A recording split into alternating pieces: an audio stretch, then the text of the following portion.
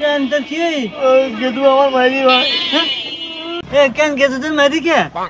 আমি গেলাম গেদুকে পুরি স্নান করতে, গিয়ে কি একটা মাছ ডুবিয়ে দিল।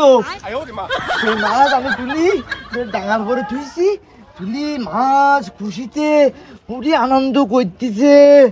আর ওই গেদু দেই আজ আমার মারিছে। আমি আমি উপকার করিস না, আর ও আমার আসিতে মারিছে।